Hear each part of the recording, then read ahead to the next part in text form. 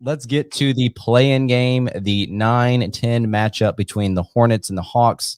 I think I mentioned on like a previous episode about a month ago where I just figured the Hawks and the Hornets were going to somehow match up in the play-in game. The season series for these two, it's split 2-2. One game at home, each team won, and one game on the road, each team won. To me, the biggest focal point to me is obviously slowing down Trae Young. I don't think that's anything like monumental to say that. I think he's an awesome offensive player. He can play out of the pick and roll with Capella. There's different ways that he can exploit the pick and roll. He can pull up from deep. He's got a good floater game. He can hit the roll man. He can hit the lob man. Like, he can just really pass the ball around out of that pick and roll. I thought Charlotte did a good job in the last game that they played, and I was in the process of rewatching that one, and there was a concerted effort in terms of how they defended the pick and roll. And I think Young had 9 points in that game. I don't think that the Hornets are going to be as lucky to hold Trae Young to single digits, but I think that's the idea. Throw doubles at him, traps at him with the pick and roll. Like, that's the right thing to do. Let Hunter, let Herter, and the others beat you and get the ball out of Young's hands. I think Rozier, we talk about his defensive presence and how it's been very iffy in his career, but I thought he did a good job on Young and just kind of like face guarding him. And when he did get rid of the ball, like, he made sure that Young didn't get the ball back. Looked this up this morning, but when Rozier was defending Young in the last matchup, Trae was 1 of 6 in the field, 0 of 3 from deep. And like I said, just a lot of ball denial there and face guarding. So I think it all starts there with Charlotte. If they have any chance to win, obviously you don't have to hold them to 9 points, but I do think the effort needs to start at Trae Young. Lee, I'm going to pass it to you and just kind of give me some of your like focal points and, keys to success for the Hornets.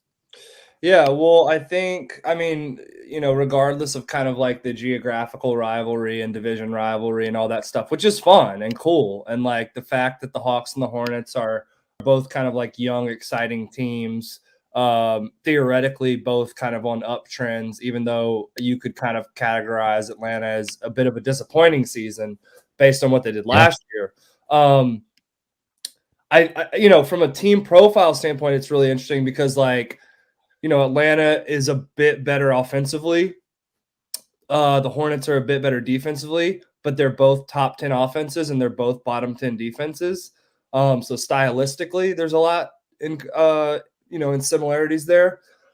What's interesting is the point that you've kind of already alluded to, Richie. The Hornets have actually done a pretty good job on Trae Young throughout kind of the history of their matchups. Counterintuitively, because the Hornets obviously are not a great defensive team in general.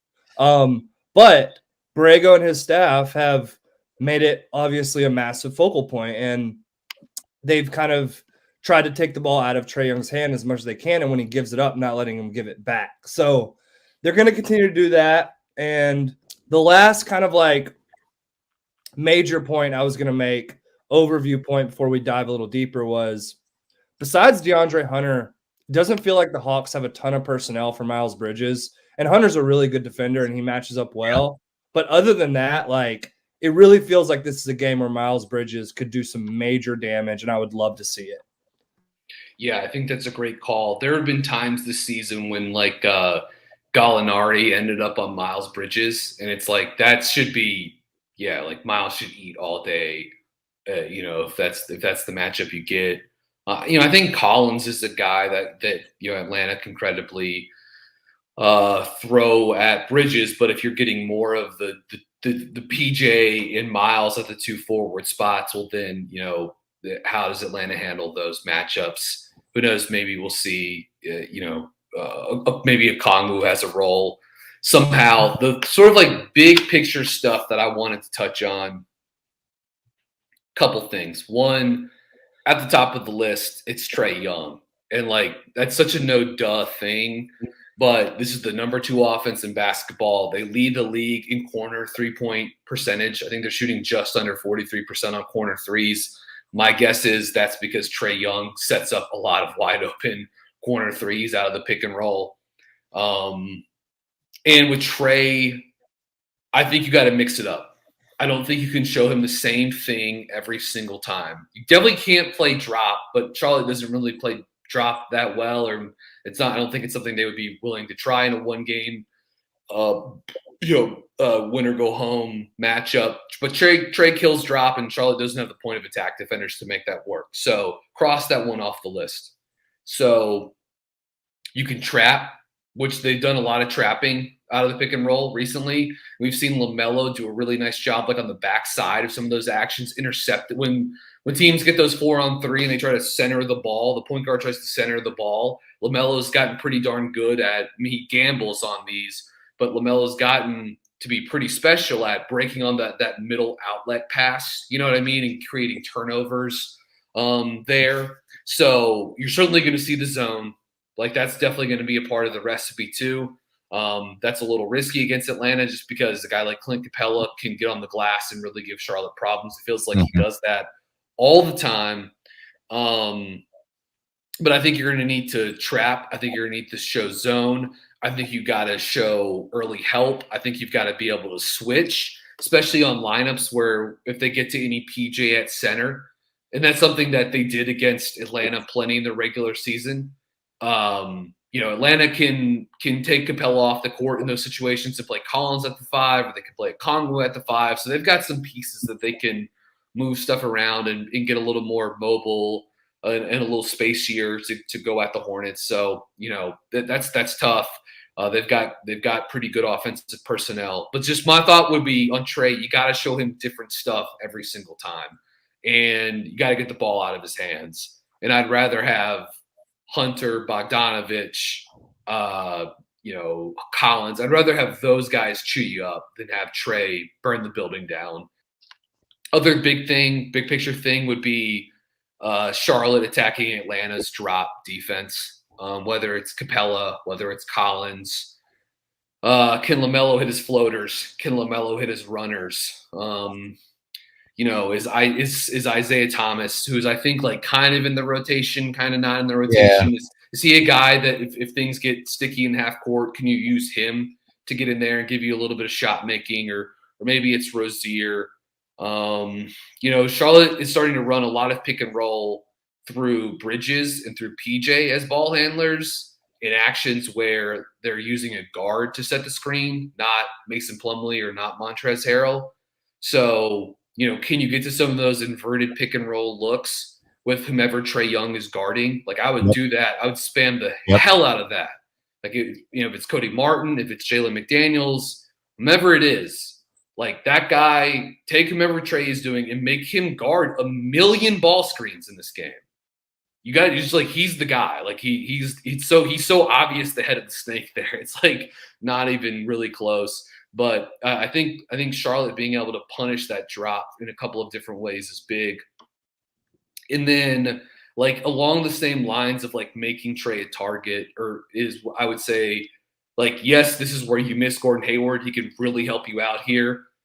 But I kind of like that recently we have seen PJ Washington turn into more of like a weapon as an outside of just like the catch and shoot game. This is something that the three of us plus Spencer talked about before the All-Star break, how it was a little disappointing how PJ had really settled into basically being like young Marvin Williams, just like a pick and pop bomber. And like, that's super useful. But knowing the array of skills that guy has offensively is a guy that can post up, a guy that can attack closeouts, can drive left, can drive right, can finish on runners, can dunk, can make drop-off passes, can play in the short roll, can finish in the short roll, can pass, and can pass in a bunch of different ways, kick out to the corner for threes, drop-offs if he's playing 4 and Plumlee or Harrell are in the dunker spot.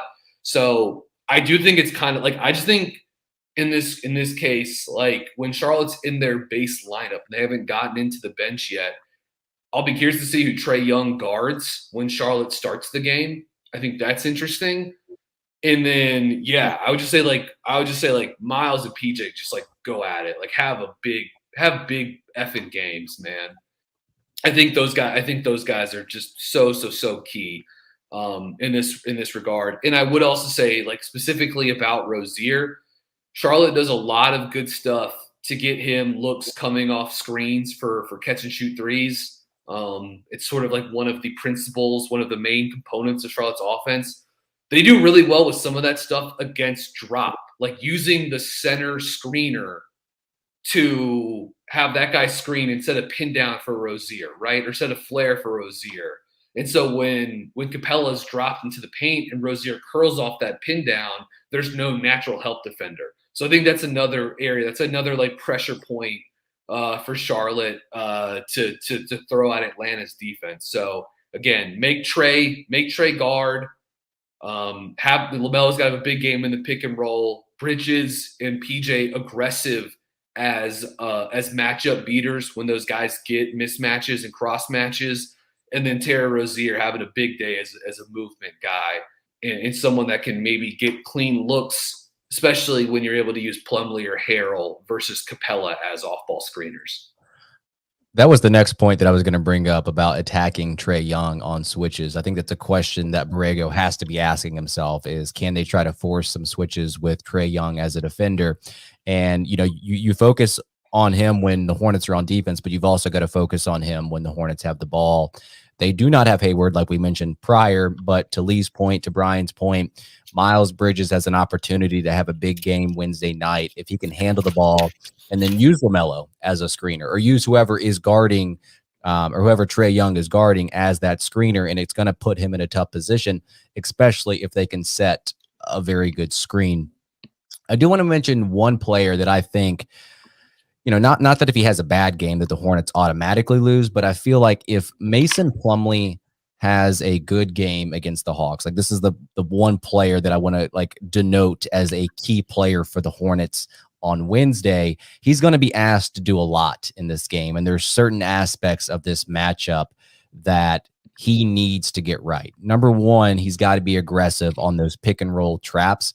But we have seen this year where he gets over aggressive and he tries to make a steal or he tries to get up down the court where he takes himself out of the play. So he's got to be assertive, but not overly aggressive in that. Number two, I wrote down that he's got to create extra possessions on the offensive glass. I think that's something that he's done a very good job of this year in terms of just kind of like those back tap rebounds that he has. And the Hawks, like the Hornets, as Lee were mentioning, not a very good defensive rebounding team, and Plumlee can take advantage of that.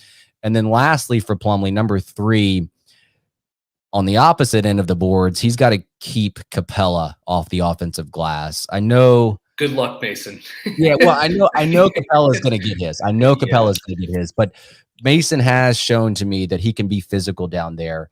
If he can hold him to 4 offensive rebounds or less, I think that might even be over his average just a tad. I still would take that. I would take that. And with Hornets being a bottom 5 defensive rebounding team, that is something that typically doesn't bode well if the other team forces turnovers, but also gets on the offensive glass. So I think Mason Plumlee, if he has a good game on Wednesday night, it's going to put the Hornets in a good position. Yeah, I'm with you guys there. I mean, this is something that's always the case, but it kind of feels a bit more important, particularly in this Atlanta matchup, closing games out with PJ at the 5. Obviously, this is the ace in the hole that we're, like, it's no secret. Everybody knows it. We've got 2 full years of solid data on the fact that PJ at the 5 lineups are Charlotte's most successful lineups, most efficient lineups. The interesting thing will be is like, how does this game start? There's a multitude of different scenarios. Charlotte, maybe struggling out of the gate or a hot Atlanta start. Yeah. Like, how quickly is Borrego just kind of going to hit the panic button and be like, we've got to go small now? Like, I could see that happening quickly if Atlanta and the home crowd gets going. Like, that's his security blanket, rightfully so, as it should be. So, how willing will Borrego be to play Plumlee and Harrell, and how necessary might it be for him to play small the majority of this game?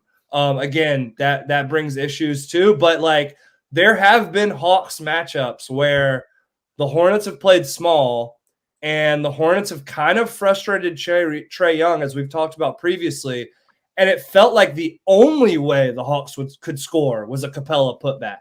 Like, there are times, I think, when Borrego's willing to like kind of live with the fact that Capello can kind of beat them down around the rim a little bit, but that the Hawks don't get a whole lot else, and kind of likes his chances of the small ball Hornets like popping around efficient offense, confusing the Hawks enough to kind of win that seesaw battle. So that there's just a lot of like interesting chess back and forth here with the Hawks and Hornets. And yeah, so that was my main thing. And it was kind of like, I guess, my kind of like key thing to watch, key player to watch. And obviously, like, both of these teams are very capable of having one night where they just completely shoot the cover off the ball. So like those are two other kind of like, not off the wall because they both do it quite frequently, but you know, either one of these teams could make 18 threes Wednesday night and run the other team out of the gym. Like that could also happen. Yeah, I mean, these are two of the best basketball offenses in the world, right? And I think I looked at the over-under for this game earlier today. I think it was 237.5. So, yeah, it could be a shootout in Atlanta. Couple of quick things I want to mention, just touching on this game. Lee, you brought up them going small. I kind of like that look for Charlotte, because Capella is going to do his damage no matter what. But I think you can make him pay on the other end by saying, do you want to guard Bridges or do you want to guard PJ? And then picking at that. And I think Charlotte's done a really nice job putting Clint Capella into action when they run that Spain pick and roll. It's something that's been good for them in all 4 games against Atlanta this season. I tweeted out a compilation video of that this year. Charlotte's probably scored 7 or 8 times this season out of Spain pick and roll, usually mixing up either having PJ be the first screener who dives to the rim and having Bridges be the back screener who pops out, or flipping those roles around, having Miles Bridges be the one that screens and dives, and PJ being the one that's setting the back screen and then popping out. And depending on how you want to attack Capella, well, you can line up in that in a bunch of different ways. I like how on the flip side, what that does too is when Charlotte goes small, is it means they can probably put more length on Trae Young. And I like that too.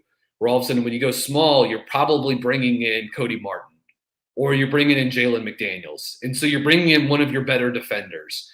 And so that's one of the other things is, again, you've got to show Trae different stuff. It can't be the same thing every other time.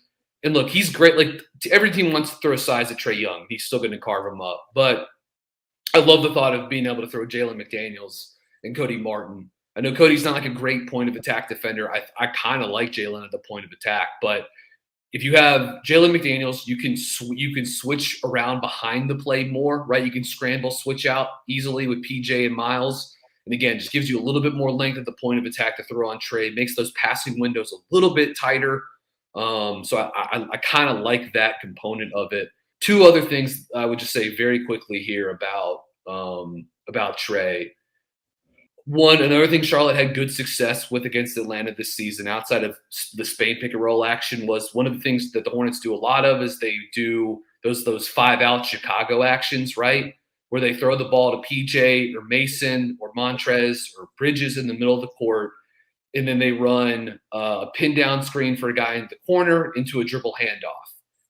Whomever Trae Young is guarding, put that dude in the corner and have him run off that Chicago action. And make Trae Young guard through a pin down and a ball screen. And see if he wants to actually guard that. Because in the last time those 2 teams played, Trae had no interest in trying to fight over 2 screens. Now, that was a regular season game in March. This is a little bit different. But I would test his mettle. I would do that. And I would say, how bad do you want it? You're going to get us, Trae's going to produce points. But we're going to try to take him back from you on this end. So I'd make his ass guard those plays as much as possible. So that's another thing that I would throw into the back here. And then also when he is guarding off the basketball, and this is really where Cody Martin and Jalen McDaniels, I think, can shine, because I think this is where Atlanta